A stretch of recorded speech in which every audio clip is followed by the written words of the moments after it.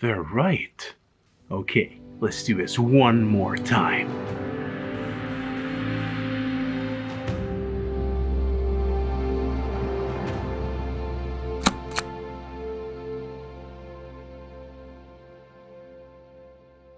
I created this base by cutting it from 2mm MDF that I had lying around. Then it was time to separate the miniature from the base. I painted the MDF base black and then red. Now, full disclosure, this was entirely unnecessary. I got some pine tree bark from my local hardware and gardening shop, and I wanted to experiment with this as a base for the ground. I broke the bark into smaller pieces using forceps. Then I shaved off the bottom of the pieces so it would have the approximate correct angle.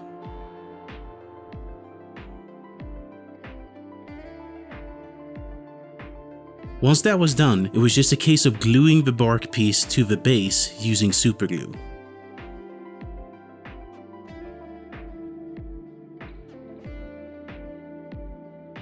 Once one was in position, I quickly started out adding some more. I dry fitted the miniature onto the base several times during this process, just to make sure that I didn't build myself into a corner, so to speak. At some points, I even took a pencil and just marked some approximate lines to ensure that I didn't invade the space of the miniature. And this is what it looks like. Now, my original vision was that the fire elemental would come out of the ground, turning the sort of area around him to molten lava. This time around, I was adamant to stick to that vision. I was concerned that these bark bits wouldn't hold on with just superglue, so I used an old terrain builder's trick: superglue and baking soda. The chemical reaction creates a very strong bond, and it's the closest trick I know to almost welding pieces of terrain together. This also added additional texture, which was just a bonus. And this is what the base looks like now. I also took some decorative stones that I bought from IKEA a while back. I tried to jam them in between some of the pieces of bark to get an additional scale of stone in the base. Similar to the bark, I secured the decorative stones using some superglue and baking soda. Now, to add a third dimension to the base, I used some of my gravel and grout mixture. This gives the base some additional scale and adds more texture to cover up that flat MDF base.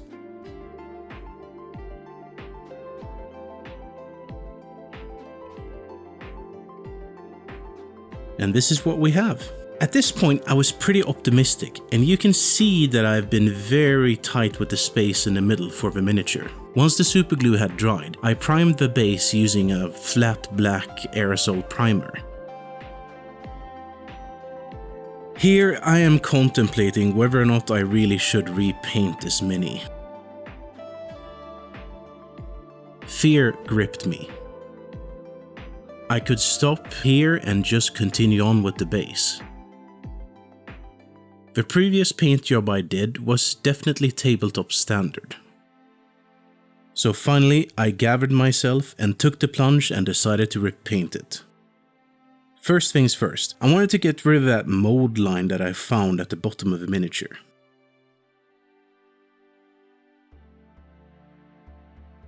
I also took the chance to shave off a little bit of the excess plastic that was originally on the bottom of the mini.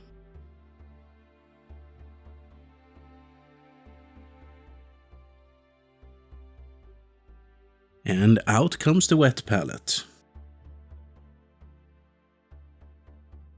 The colors I decided to go with was essentially 3 colors: Dragon Red, Lava Orange and Demonic Yellow, all from Army Painter. I start out with a large flat brush and just sort of start covering the middle section of the mini with Lava Orange. I decided that I wanted the fire to be the hottest at the bottom and the eyes and also on the hands. The colors and the temperature would go something like this. I came in quickly with some dragon red before the lava orange sets to try to sort of wet blend them. I'm really just being quite broad in my strokes and trying to, as quickly as possible, do some rough value sketching. I tried wet blending, but also stippling to blend out the borders between the colors.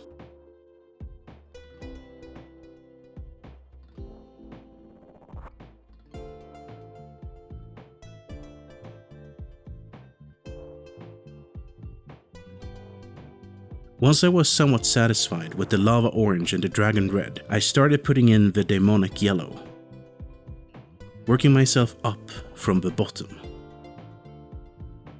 Then I started defining the hot hands with the yellow as well.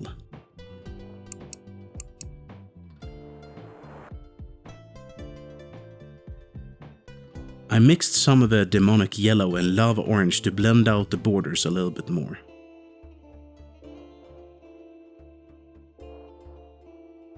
I'm not worrying about any details for now, I'm just trying to block in the colors that I want so that, you know, I can have a sort of a preview or a feel if I like it or not.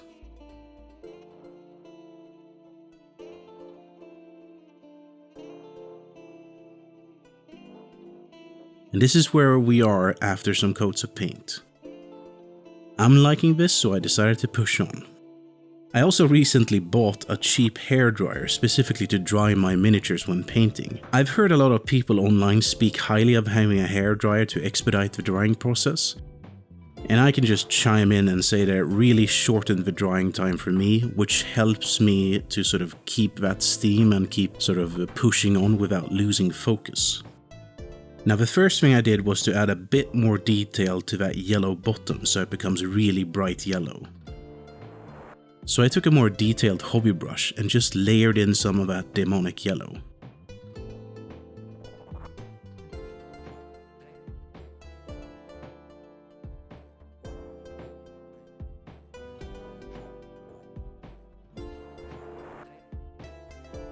I did the same for the hands, just trying to make them as bright yellow as possible.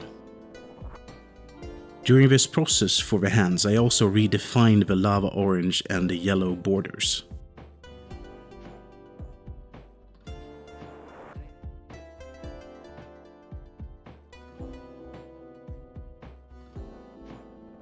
I combined the two colors to get a good mix between them. This helped to create a smooth blend in the gradient as well.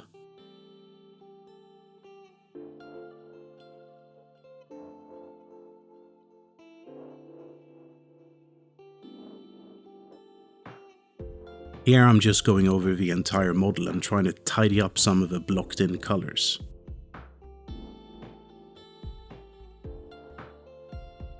And this is what we have so far. Now I decided to use some of the Vallejo Flow Improver to thin out my paints. I knew I wanted to do quite a lot of glazing. And I have used glaze medium with Army Painter colors in the past, but for some reason I didn't like the result and the feel of a thinned out paint, so I figured I would try the Flow Improver instead.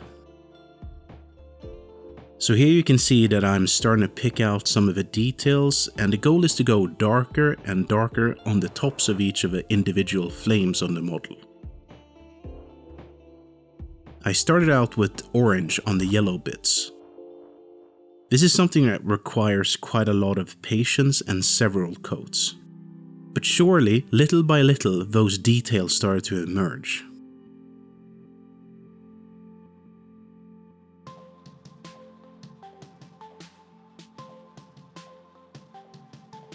After the lava orange, I decided to add some chaotic red to the palette. I thinned out the red with some flow aid and started glazing on top of the tips of the flames.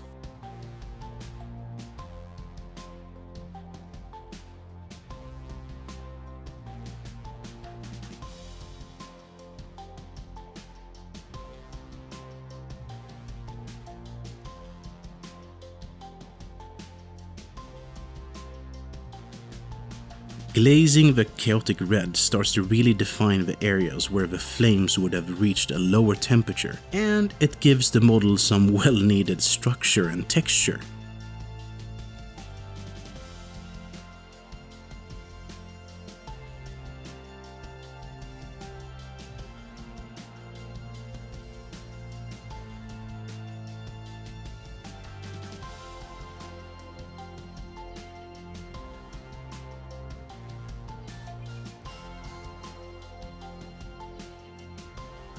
Now at this point, I also decided that I wanted to start penciling in the hotter areas. For this, I used demonic yellow and, well, flowade.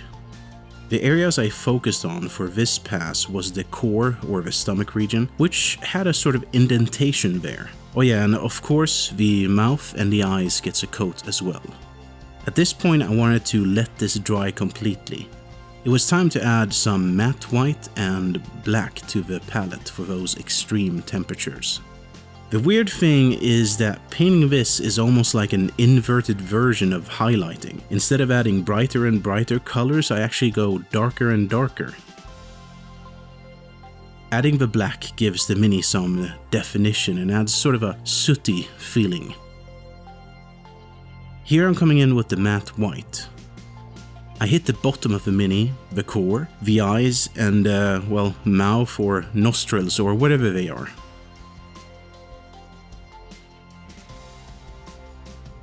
Then I came in with some yellow glaze to tint these parts back to a bright yellow color, leaving a little bit of white in the center.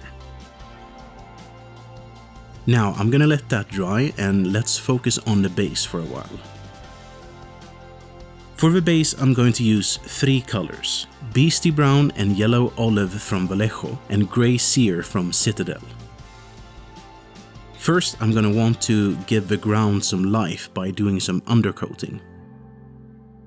I started with a liberal dry brush of the brown all over the base, followed by a dry brush of the olive green.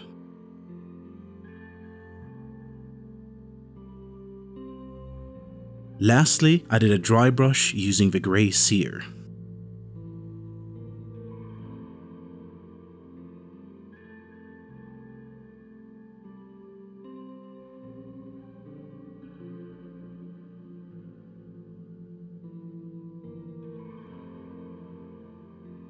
At this point I wanted to take a moment and carefully sort of gauge or judge where I was and what I wanted to do. Now I knew I wanted the base to be sort of super hot. The idea was that the fire elemental would come from the earth and sort of melt the rock into lava as it ascended. I decided to paint the middle of the base with flat white. Then I also dry brushed in some white on the inside of the sort of ground or stone pieces.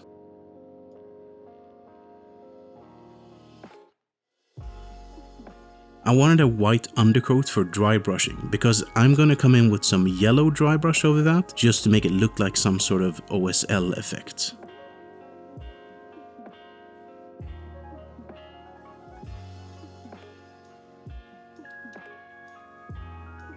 And this was of course followed by a lava orange dry brush.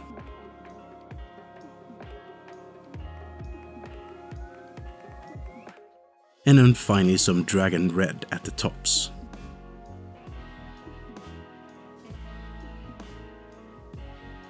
I covered the middle of the base with a couple of coats of demonic yellow.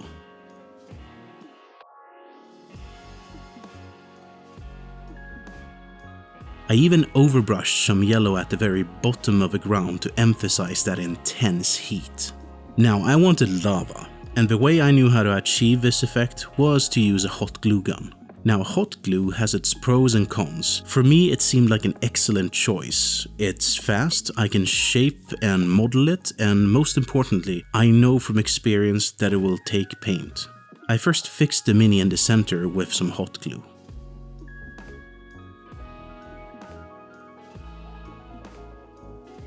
Then I started shaping the overflowing lava between the pieces of rock from the base.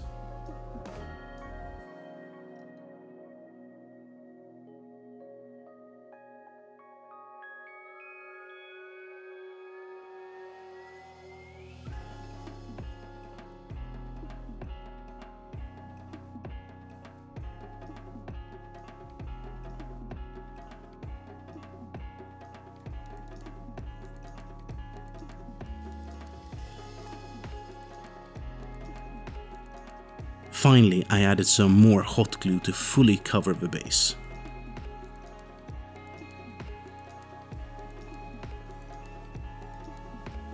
So once the hot glue had cooled off, I cut off the bottom of the flowing lava since I knew I wanted the miniature to sit flat or flush on a table. And this is what it looks like. On to painting the hot glue.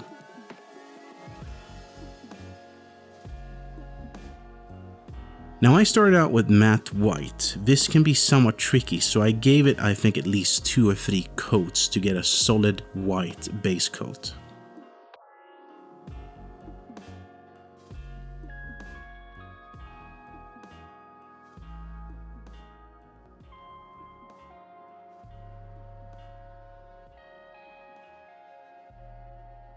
Once the white was dry, I came in with some demonic yellow.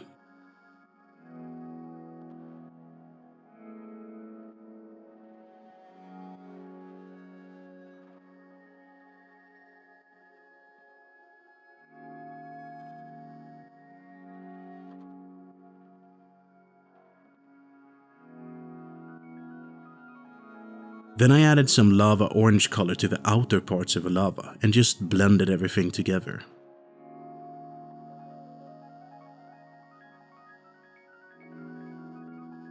And I think this is where we're gonna have a look at the final results.